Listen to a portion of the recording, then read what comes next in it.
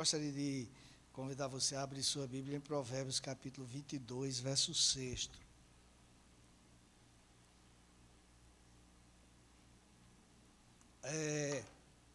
Neste mês de maio, todas as mensagens, tanto no culto das 10h30 como no culto das 18 horas, estão sempre voltadas para questões familiares.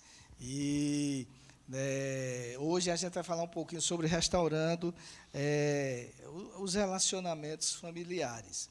E eu vou ler um texto que, assim, hoje pela manhã, quando eu ministrei, eu falei sobre um texto que está em Gênesis, no capítulo 11, que poderia não parecer voltado para a família, mas eu expliquei que os princípios que lá estão esculpidos são plenamente aplicáveis à família. Este texto que nós vamos ler aqui pode parecer que se aplica apenas a crianças, mas nós vamos ver que se aplica à família de uma forma geral.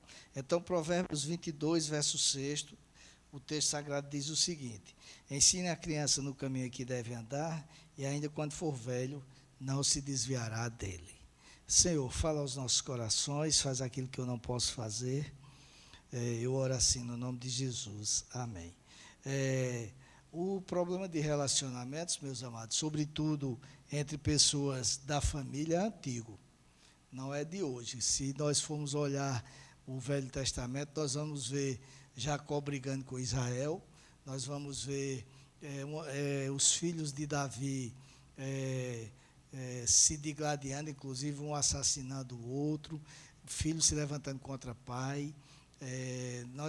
Enfim, são muitos os exemplos que existem na Bíblia de famílias que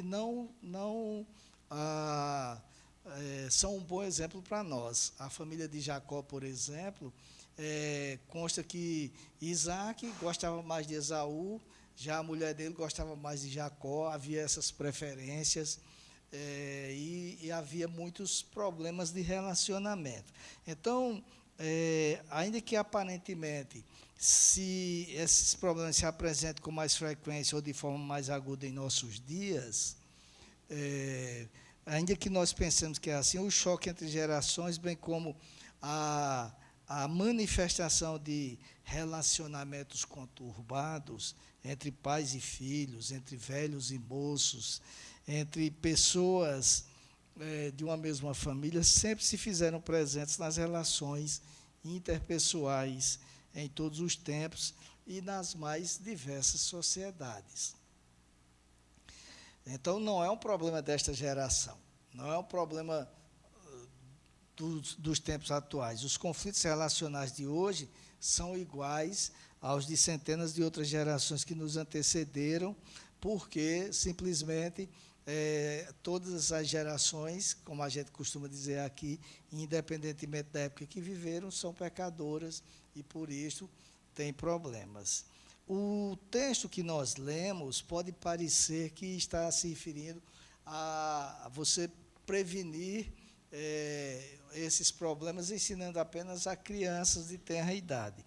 Mas o pastor José Bernardo, que outro dia pregou aqui, que é o presidente da AME, diz que, abre aspas para ele, infelizmente, a interpretação do termo traduzido como criança é pobre.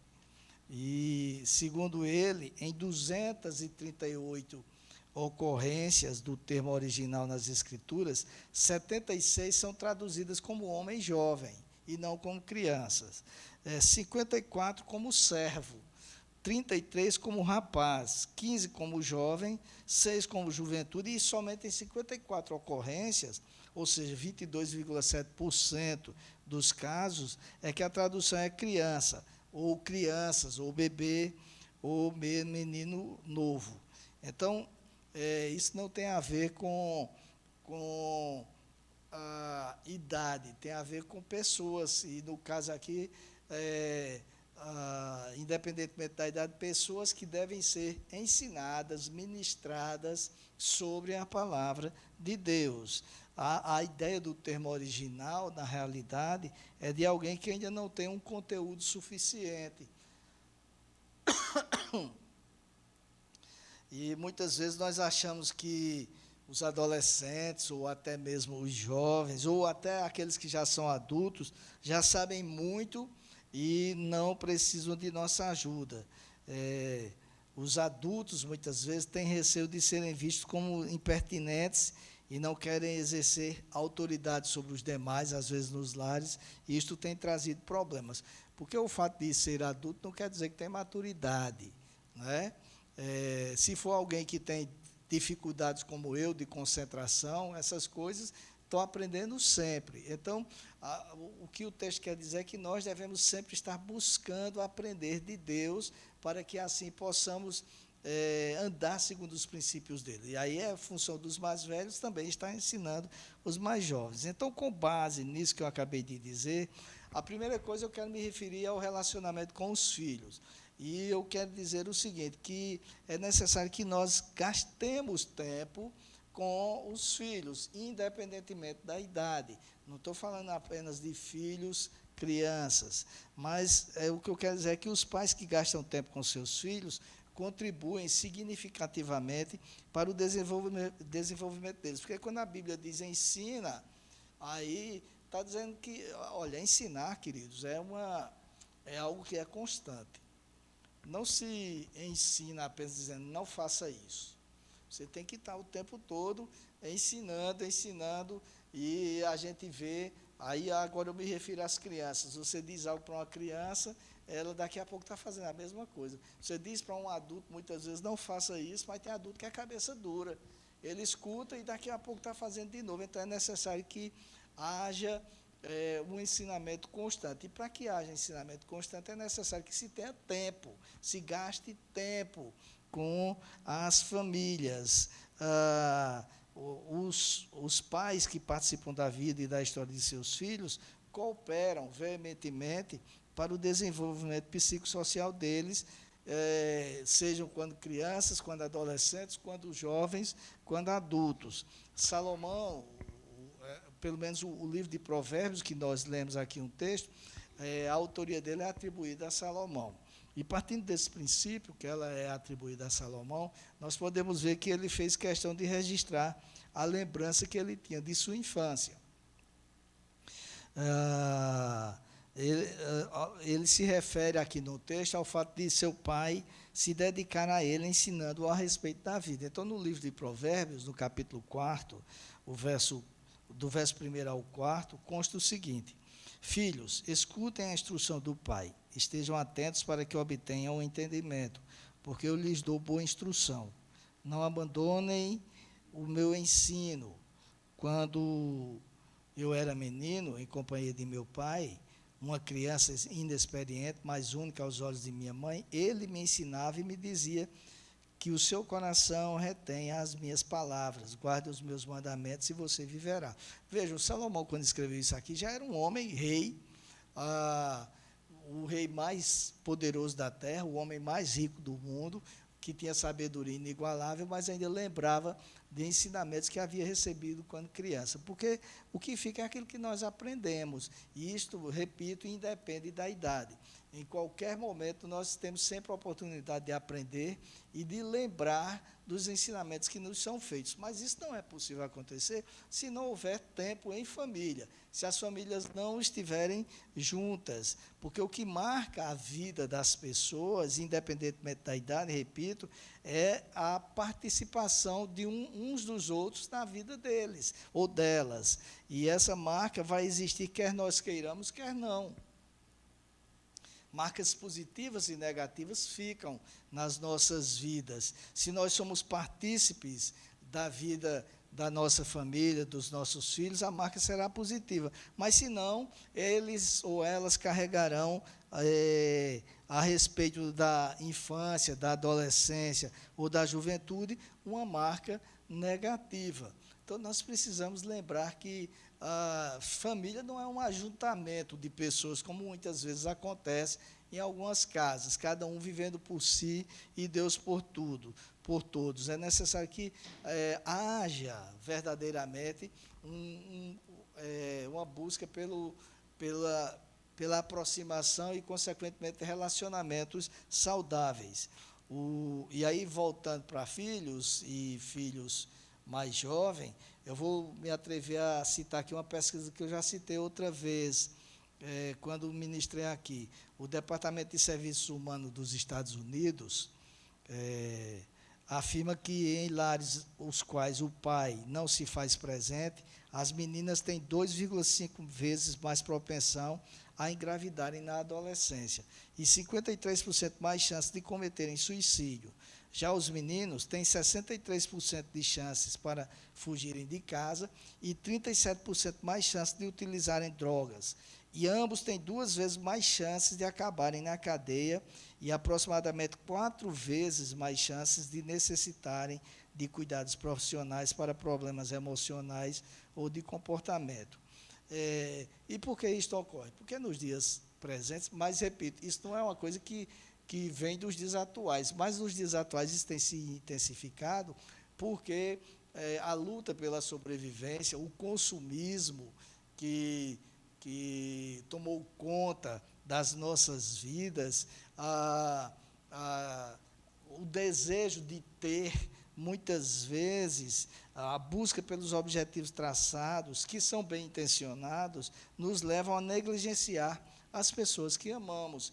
Então, os cônjuges não conversam tanto porque tem que trabalhar muito, os irmãos não conversam porque cada um está preocupado em alcançar seus objetivos, os pais não conversam com os filhos, e isso tem sido um problema muito sério, que tem trazido sérias consequências para a sociedade moderna. A gente, como eu disse, a gente vive uma era de consumismo, né? Então, você liga a TV no horário matinal, você vai ver uma série de propagandas para crianças, porque normalmente no horário matinal, antigamente era assim, não sei se ainda mas pelo menos nos primeiros horários tem desenhos, tem umas coisas, tem outras, e aí o que é que passa? Passa propagandas de sandália, de brinquedo, de uma série de coisas para ensinar as crianças a serem consumistas, e à medida que o tempo vai passando, vai mudando a faixa etária, vai mudando também os comerciais, porque eles querem que nós consumamos, né?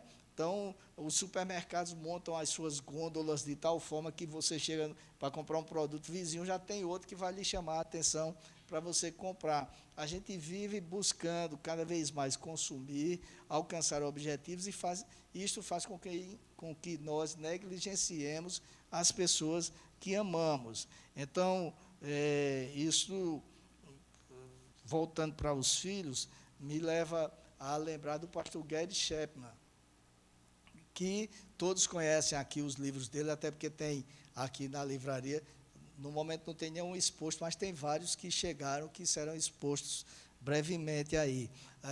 Naquele livro que tem as 5 linguagens do amor, não é? Que ele fala que todo mundo tem uma linguagem de entender que é amado. Então, tem gente, por exemplo, que se sente amada se você disser palavras carinhosas de afirmação para ela. Tem outras que você pode dizer 300 vezes que ama, mas se não der um presente, nem que seja uma miçanga, a pessoa não vai se sentir amada, é a linguagem dela. Tem outros que a linguagem é serviço, né? Ainda bem que Débora não tem essa linguagem lá em casa, porque senão eu estaria ferrado. Porque, assim, você tem que estar fazendo alguma coisa, lavando louça, essas coisas, para poder a pessoa se sentir amada. Se Débora tiver de se sentir amada for fazendo isso, não vai se sentir, porque eu não tenho tempo, né? Então, e aí ele diz que as crianças também têm esse tipo de linguagem. E aí ele diz o seguinte, eu vou pedir permissão para citá-lo aqui. Ele diz o seguinte: desça ao nível de seus filhos, descubra os interesses deles e procure conhecê-los o máximo possível. Quando estiver com eles, fique totalmente presente, dando a eles atenção integral. Separe um momento diário para gastar com cada um de seus filhos, nem que sejam poucos minutos por dia, mas dê-lhes qualidade de tempo. Coloque isso como prioridade em sua vida. Às vezes a gente está tão preocupado em dar uma boa escola, dar boas roupas,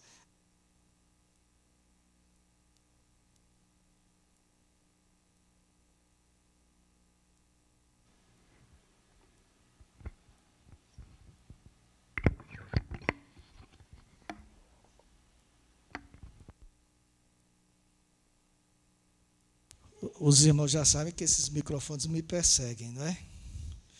Eu não sei o que era que eu estava dizendo, mas deixa eu me voltar aqui para o esboço que eu fiz, porque aí fica mais fácil de eu pegar. Se não fosse o esboço, eu estaria perdido, porque eu me distraio facilmente. Mas, às vezes, nós estamos preocupados, dizia eu, em dar o melhor para os nossos filhos e esquecemos de dar tempo para eles. Nós queremos dar boas roupas, boa escola, e tudo isso é importante, não estou dizendo que não seja. Mas esquecemos de dar para eles tempo, de gastar tempo com eles.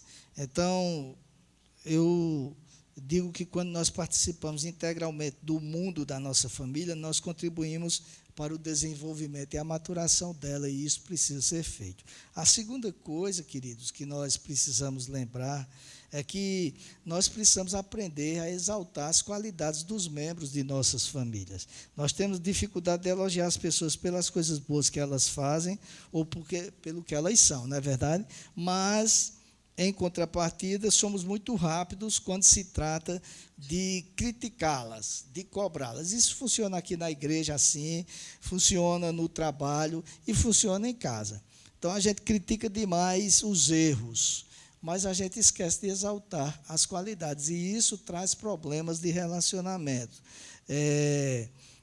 Afetividade, amabilidade e elogios sinceros contribuem para estreitar a comunhão na família, entre os membros de uma família. Tudo isso passa por aquilo que nós lemos no início do texto, ensinar. Ensinar tem tudo a ver com essas coisas que eu estou dizendo. Repito, ensinar não é dizer faça o que eu digo, mas não faça o que eu faço. Ensinar é estar e atentem para o que o texto diz. Ensina a criança, e aí leia-se crianças. Jovens, homens jovens, adolescentes, adultos imaturos ainda, leia-se tudo isso. Ensina no caminho. Então, no caminho não quer dizer mostrar o caminho, mas é estar vivenciando junto com as pessoas aquilo que nós queremos passar para elas. E isso tem a ver com tudo isso que eu estou dizendo, com a afetividade, com a amabilidade, para que possamos estreitar a comunhão entre os membros de uma família. Talvez seja o caso, não sei, nesta noite, de você precisar se reaproximar do seu cônjuge ou de seus filhos, resgatando valores que muitas vezes nós perdemos o respeito, perdemos a consideração e perdemos a cordialidade. As pessoas até se amam, mas não se respeitam. É por isso que, de vez em quando, tem alguém batendo em outro, porque tem amor, mas não tem respeito, não sabe valorizar aquele ou aquela que foi feita à imagem e semelhança de Deus. Ou então, às vezes, não precisa nem ser agressão física, a agressão com palavras, que desrespeitam a outra pessoa. Por mais que ame, mas acaba desrespeitando. O livro também de Provérbios, no capítulo 16, verso 24, diz o seguinte: palavras agradáveis são como favo de mel, doces para a alma e remédio para o corpo. Então, nós precisamos lembrar que a vida passa muito rápido. Então, nós não devemos deixar para depois aquilo que a Bíblia tem nos mandado fazer constantemente. A gente fica sempre dizendo, eu vou mudar hoje, vou mudar amanhã. Isso é igual promessa de final de ano. Né? No final do ano, todo mundo faz promessa, vou fazer regime, depois que passarem as festas de ano novo, porque todo mundo vai comer muito, vou para uma academia, vou ler um livro por mês, vou mais para a igreja, vou para ser mais presente no relacionamento familiar. Passa um dia, amanhã eu faço isso, termina um ano e a gente não coloca isto em prática. Então, nós precisamos lembrar que a vida passa muito rápido. Então, a gente não pode deixar essas coisas para depois. Precisamos reatar as relações com as pessoas com quem nós temos tido dificuldades no relacionamento. Sempre há um que tem uma dificuldade, outro, mas é preciso, como cristãos, é preciso fazermos isso, porque foi isso que Cristo ensinou quando veio ao mundo. Quando eu digo isso, eu não estou dizendo que você, ou eu, ou qualquer um de nós estejamos intrigados com outras pessoas. Embora isso às vezes acontece, não é? Eu contei aqui outro dia, recentemente eu acho que eu contei, que eu fui ministrar uma palestra num evento de uma igreja que era para famílias. E era basicamente para casais. E em determinado momento, quando eu terminei a palestra, o pastor da igreja perguntou se alguém, era num retiro deles, perguntou se alguém tinha alguma pergunta. E um senhor lá, 70 e poucos anos, levantou e perguntou. Eu tinha falado muito sobre perdão. E o senhor perguntou assim: ô pastor, o perdão salva? E eu falei: não, querido, o perdão não salva, só quem salva é Jesus. A Bíblia é muito clara sobre isso. Só há salvação em Jesus Cristo. Agora, todo mundo que é salvo perdoa.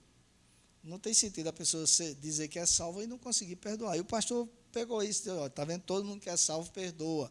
Tal. E depois o pastor me falou que aquele senhor, que era um oficial da igreja, fazia 20 anos que vivia intrigado da esposa, morando em quartos separados, inclusive. Não é?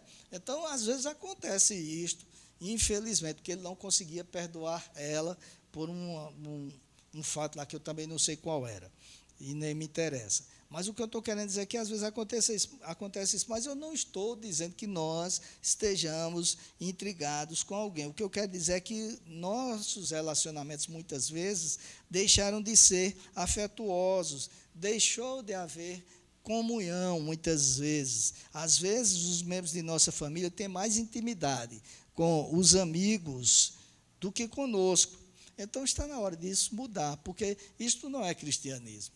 Cristianismo tem que ser, nós temos que viver de acordo com as lições que Cristo ensinou. Ora, se Cristo ensinou que nós devemos orar por aqueles que nos perseguem, devemos interceder por eles, quanto mais por aqueles que são nossos parentes. Porque família ninguém escolhe, não é assim? Você não escolhe. Você até escolhe com quem vai casar, mas não escolhe o filho que vai ter, com quem ele vai casar ou com quem ela vai casar. Você não escolhe isso. E nós somos diferentes assim, para que possamos ser unidos. Deus não fez uma fábrica tipo uma fábrica de automóveis que produz em série, tudo igual. Não é assim, porque Deus não faz ninguém igual, mas Ele quer que, em meio a essas diferenças, haja unidade, sobretudo nas famílias. Hoje pela manhã, no culto de 10h30, eu dizia que me agrada um jargão, não, um lema que tem na Igreja Batista do Morumbi, em São Paulo, claro, do Morumbi, né? Não podia ser em Campina Grande. E que é assim: igrejas são fortes à medida em que seus lares são fortes. As igrejas estão sofrendo porque os lares estão enfraquecendo ou enfraquecidos. Não são todos, mas muitos estão assim. E nós precisamos atentar para este tipo de relacionamento. E em terceiro e último lugar, eu quero dizer que nós precisamos também, para que isso aconteça, o ensinamento não passa simplesmente por dizer o que tem que fazer, mas também pela oração. Nós temos que aprender a orar por e com os membros de nossas famílias. Porque, como eu disse, cada pessoa tem uma personalidade diferente. E, assim, a única forma de acertarmos no convívio com elas e, consequentemente, mantermos comunhão, meus amados, é ensinando a palavra de Deus, que a Bíblia fala sobre isso, e quando diz ensinar, não é só ensinar princípios, mas ensinar também a palavra de Deus, porque é interessante que se diga isso. Quando a Bíblia diz ensina no caminho, não está falando de ensinar a ir para a igreja, até porque nem existia igreja na época. O que está falando são de princípios que estão esculpidos na palavra de Deus. São princípios que a gente não esquece jamais. Não é? Aquilo que a gente aprende em casa, a gente não esquece. Se eu perguntar aqui a vocês, o que é que você lembra de quando você era criança? Ou o que é que você lembra de quando era jovem? Você vai lembrar de algumas coisas que seu pai ou sua mãe dizia. Às vezes eles já nem vivem mais, como é o caso dos meus, mas eu lembro de muitas coisas que eles diziam, e até as manias. Né? Então, isso tem a ver com vivência tem a ver com ensino também da palavra de Deus. Hoje pela manhã eu citei Deuteronômio capítulo 11, versos 10 e 11, que diz que as palavras estarão nos nossos corações e nós devemos ensiná-las, andando pelo caminho, quando nos levantarmos, quando nos deitarmos. Isso também está no capítulo 6, versos 6 e 7 de Deuteronômio. Então, uma forma que nós temos de fazer isso é mantermos a oração nos nossos lares, pelas pessoas e com as pessoas. E por que isto? Porque a oração viabiliza a realização da vontade de Deus. A oração viabiliza a realização da vontade de Deus. Robert Law afirma que, abre aspas para ele, a oração é um instrumento poderoso não para fazer com que a vontade do homem seja feita no céu, mas para fazer com que a vontade de Deus seja feita na terra. Então é isso que acontece, porque senão nós só vamos querer que seja feita a nossa vontade. Como foi que Jesus nos ensinou na oração? Pai, passa de mim este cálice, mas que não seja feita a minha, mas a tua vontade. Né? Então, nós até temos a nossa vontade, mas nós devemos orar para que a vontade de Deus seja feita em nossas vidas, na vida de nossas famílias aqui na terra. E por que isso? Porque, por mais que nós não compreendamos, o apóstolo Paulo ensinou que a vontade de Deus é boa, perfeita e agradável. Então, é isso que nós devemos buscar sempre. Muitas vezes nós não vamos compreender o porquê de um não de Deus, o porquê de ele não responder imediatamente, mas com certeza ele tem o melhor para cada um de nós. Então nós não devemos negligenciar nesse aspecto. E eu digo isso porque muitas vezes, meus amados irmãos, nós sabemos que devemos orar, mas nos limitamos a fazer orações superficiais. Tem um dos livros que em breve estarão expostos aí na livraria, é O Deus que Responde, de um puritano. E ele fala sobre justamente estarmos atentos às respostas de Deus, porque muitas vezes Deus está nos dando toques, não está respondendo exatamente como nós queremos, mas está nos dando alguns toques para que nós saibamos o que é que Ele quer para nós, e nós muitas vezes não atentamos para isso. Nós fazemos orações superficiais, ou então queremos que seja feita a nossa vontade na vida das pessoas, sobretudo na vida dos nossos filhos, né? Muitas vezes nós queremos que eles exerçam determinada profissão, que seja isso, seja aquilo outro, mas será que é a vontade de Deus? Esse texto, e aí eu volto para o texto de Provérbios, capítulo 22, verso 6. Se você for ler o texto na tradução NVI, a Nova Versão Internacional, você não vai encontrar dizendo, ensina a criança no caminho que deve andar, mas tem assim, segundo os objetivos que você tem para ela.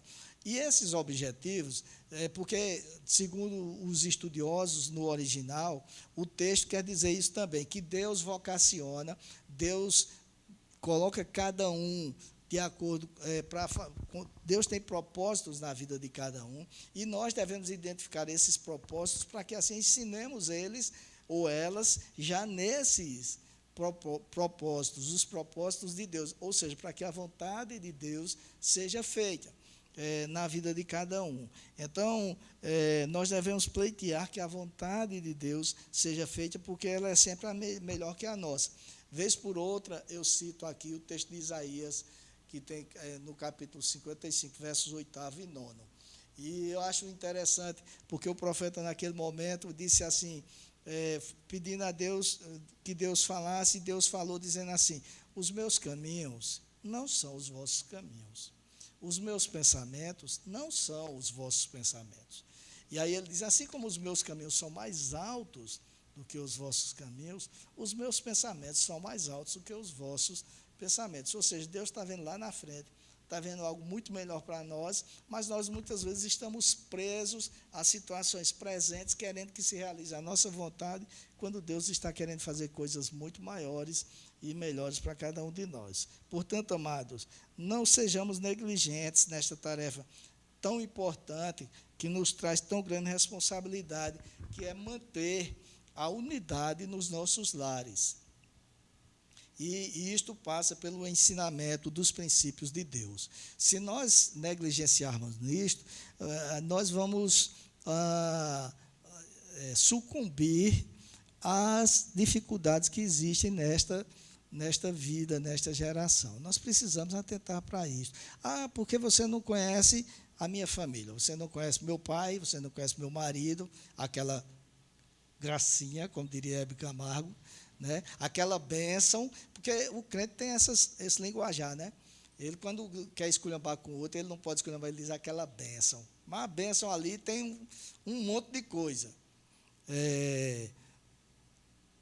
Eu não conheço ninguém, mas eu conheço o Deus que manda fazer. E Ele é o Deus que cumpre aquilo que Ele promete. Se nós cumprirmos a palavra dEle, Ele cumpre aquilo que prometeu. Por isso é que nós devemos fazer nossa parte, não nos preocuparmos com a reação do outro, se o outro merece ou não, se o irmão merece ou não, se o pai merece ou não, se o cônjuge merece ou não, se os filhos merecem ou não. O que nós devemos fazer é o que a Bíblia nos manda fazer. E Deus se encarrega de fazer a parte dele e de transformar. Que seja assim conosco, se os nossos relacionamentos familiares vão bem, amém por isto. Vigiemos para que não cometamos erros crassos que nos levem a ter problemas futuros. Mas se não anda bem, é a hora de mudar. E eu oro para que Deus nos abençoe nesse sentido, Deus nos dê a graça de acertarmos e colocar a palavra dele em prática nos nossos lares. Vamos orar? Senhor Deus, nós somos muito gratos a Ti, porque o Senhor tem sido generoso para conosco. Em primeiro lugar, o Senhor nos deu famílias, o Senhor nos deu pais, nos deu avós, nos deu cônjuges, filhos, irmãos, e tudo isso tem um objetivo, Senhor, é que vivendo os lares para Ti, de acordo com a Tua palavra, nós possamos alardear o Teu nome, o Deus que nós servimos, que é um Deus que restaura relacionamentos, é um Deus que mantém as pessoas, apesar de diferentes, mantém unidas, e isso pode fazer com que a sociedade seja melhor. O pecado o pecado graça no nosso meio, nas nossas vidas. Nós temos uma natureza pecadora que nos faz egoístas, que muitas vezes nos faz querer a nossa vontade em detrimento da Tua. Mas eu peço no nome do Senhor Jesus que Tu nos dê a graça de saber esperar em Ti, saber recorrer a Ti e saber aceitar a Tua vontade. Como eu disse aqui, não sou eu que digo, mas o apóstolo Paulo, a Tua vontade é boa, perfeita e agradável. Por isso nos ensina cada vez mais a andar segundo os Teus preceitos e que os lares aqui representados, os que estão aqui, os que estão em casa acompanhando pela internet ou aqueles que vão ter acesso a esta ministração, que sejam tocados por Ti, para que vigiem cada vez mais e busquem cada vez mais a harmonia nos seus lares, para que assim o Senhor tenha ambiente para habitar e possa continuar abençoando cada um. Realize os desejos do coração de cada um, de cada lar aqui representado, os projetos familiares, que tudo ocorra bem para a glória do Teu nome. É assim que nós oramos, agradecidos, no nome de Jesus. Amém. Amém, meus amados? Vamos louvar ao Senhor.